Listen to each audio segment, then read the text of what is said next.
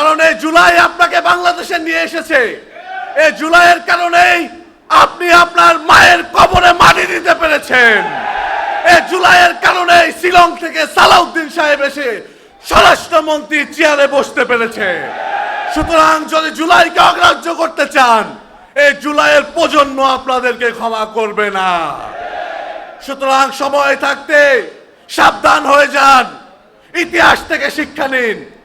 বাংলাদেশের মানুষ ফ্যাসিস্টকে যেভাবে দেশ ছাড়া করেছে, আপনারাও যদি নব্য ফ্যাসিস্ট হয়ে উঠতে চান, আপনাদেরকেও বাংলাদেশের মাটি ছাড়া করতে তারা একটিবার ভাববে না।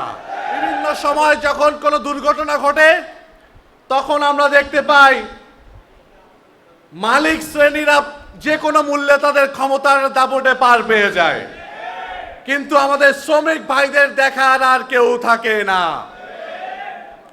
আমরা দেখতে পেয়েছি বাংলাদেশে যে সড়ক দুর্ঘটনার যে হার, গত 7 বছরে 48,000-এর অধিক সড়ক দুর্ঘটনায় মানুষ নিহত হয়েছে। বাংলাদেশের রোড সেফটির একটি রিপোর্ট থেকে আমরা এটা পেয়েছি।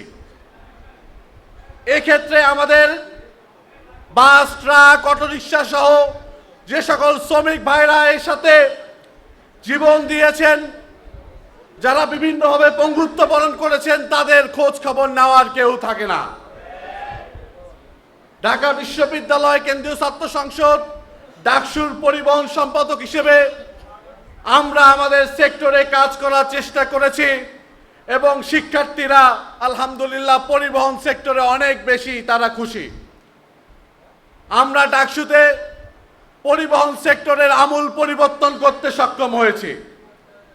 আমরা ঢাকা বিশ্ববিদ্যালয় শিক্ষার্থীদের জন্য সন্ধ্যাকালীন বাসের ট্রিপ চালু করতে পেরেছি। আমরা শনিবারে বাসের ট্রিপ চালু করেছি। বিভিন্ন রোডে শিক্ষার্থীদের যে চাওয়া ছিল, সেই চাওয়া অনুযায়ী আমরা কাজ করতে সক্ষম হয়েছি এবং আমরা বিশ্বাস করি এই ডাকসুর ভিপি সাদিক কায়েমের নেতৃত্বে যে আমরা একটি বছরে আমরা যে কাজ করেছি, আমরা বিশ্বাস করি নিকট অতীতে বাংলাদেশের স্বাধীনতার পরে মাত্র 7টি ডাকসু হয়েছিল, তার যে কোনো ডাকসুর চেয়ে আমরা অনেক বেশি শিক্ষার্থী বান্ধব কাজ করতে সক্ষম হয়েছি আলহামদুলিল্লাহ। এবং আমরা বিশ্বাস করি আগামী যে কোনো বার যখন ঢাকা বিশ্ববিদ্যালয় কেন্দ্রীয় ছাত্র সংসদ ডাকসু অনুষ্ঠিত হবে, শিক্ষার্থীরা তাদের প্রতিনিধি বাছাই করতে ভুল করবে না।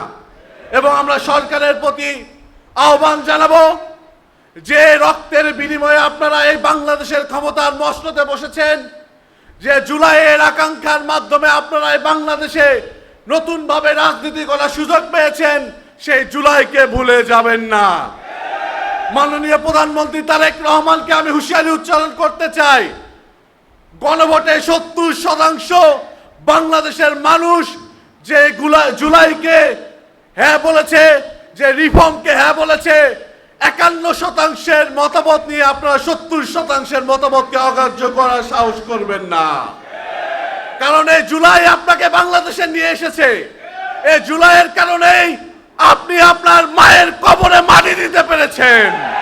এই জুলাইয়ের কারণেই শিলং থেকে সালাউদ্দিন সাহেব এসে স্বরাষ্ট্রমন্ত্রী চেয়ারে বসতে পেরেছে।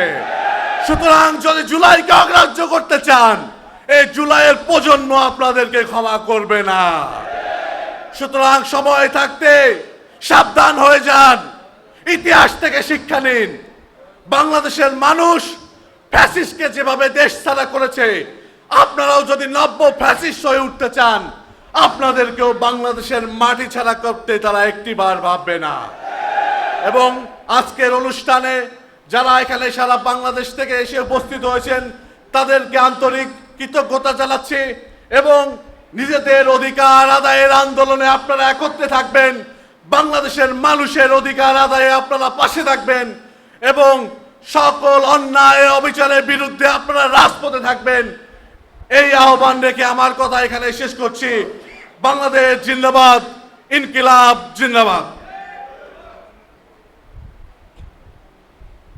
ধন্যবাদ সম্মানিত বক্তাকে তার গুরুত্বপূর্ণ